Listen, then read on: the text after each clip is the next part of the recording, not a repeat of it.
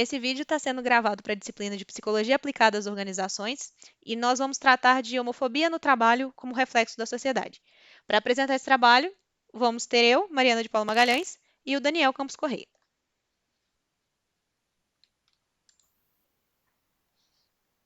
Ok, sobre o que a gente vai ter nesse trabalho? A gente vai ter definições de alguns conceitos, relações de trabalho, estratégia de sobrevivência e, por fim, uma breve conclusão. Então, a gente vai começar com as definições. A gente vai falar de homofobia no trabalho, então é importante a gente entender por que isso é um problema. Em muitos países, a gente tem esse ambiente que não é favorável, que é hostil às pessoas. Então, muitas vezes as pessoas sofrem preconceito e atitudes discriminatórias por causa da sua orientação sexual, ou seja, em relação às pessoas que elas gostam. Então, heterossexuais vão gostar de pessoas do outro sexo, homossexuais vão gostar de pessoas do mesmo sexo.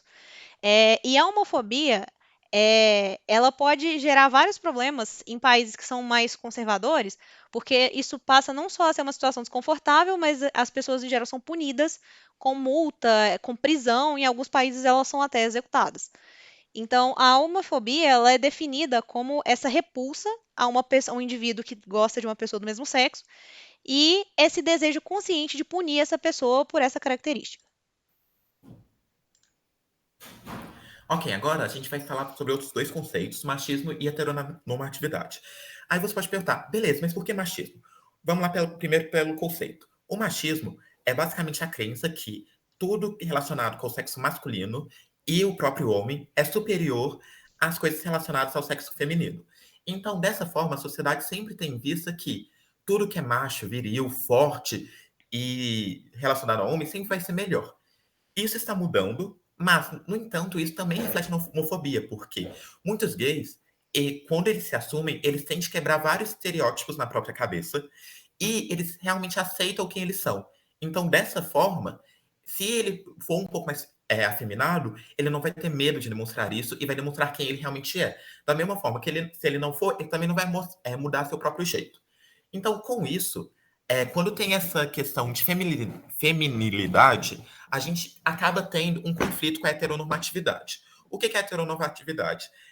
Como a gente vive num mundo que os héteros são maioria, as pessoas tendem a associar os padrões héteros como o real e o certo. Então, todo aquele conceito de viver para casar, ter filhos e ter uma família tradicional e o homem ser o patriarca da relação e prover e coisas desse tipo, eles, tudo isso é refletido na sociedade. Por exemplo, novelas que apenas 6, 7 anos atrás começaram a ter representatividade da comunidade LGBT. Então, tudo isso reforça o pensamento que a comunidade LGBT é errada e que a própria existência dela e eles serem realmente quem eles são é uma coisa que deve ser combatida. Por causa de tudo isso que o Daniel acabou de falar, nem sempre é fácil a pessoa se assumir como homossexual. Porque, como a gente tem esse ambiente que é hostil, muitas vezes é muito comum que haja essa tendência de evitar revelar sua identidade sexual no ambiente de trabalho.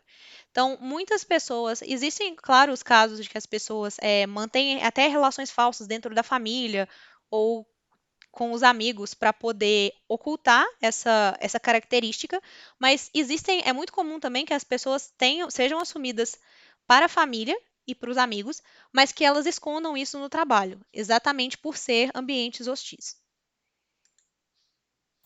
Então, a gente acaba tendo uma diferença salarial entre quando a pessoa se assume, e algumas pesquisas mostram que essa diferença salarial é que pessoas da comunidade LGBT, no caso gays, e bissexuais, têm uma diferença salarial entre 11% e 27% quando comparado a pessoas heterossexuais.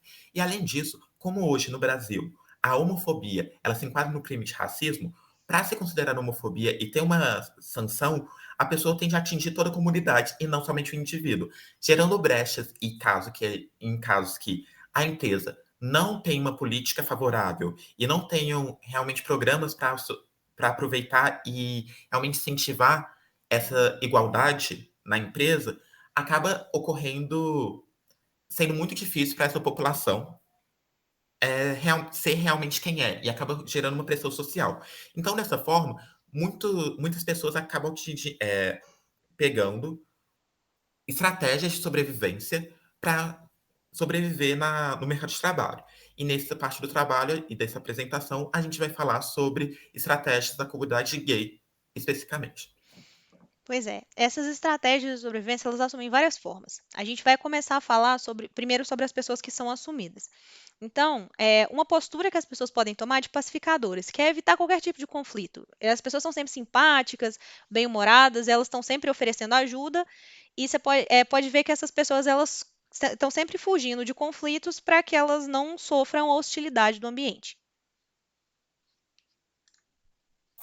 O super-homem são pessoas que realmente têm medo de ter sua capacidade questionada e entrarem em relação à sua sexualidade. Elas são assumidas, mas eles têm esse receio.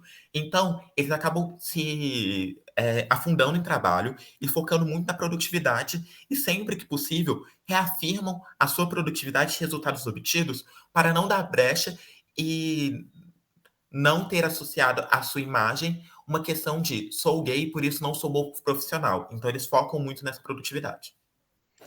Tem a terceira categoria das pessoas que são assumidas, que são os gladiadores, que são as pessoas que confrontam essa hostilidade. Então, eles estão sempre batendo de frente com esse tratamento desigual, o que é uma coisa que as pessoas relatam ser extremamente cansativa, porque eles se sentem injustiçados o tempo todo, mas não podem demonstrar essa mágoa, porque seria sinal de fraqueza, o que pioraria a hostilidade. Aí a gente tem o homem invisível, que são as pessoas que tentam não chamar a atenção de nenhuma forma, ou seja, andam de forma curvada, geralmente são introspectivas.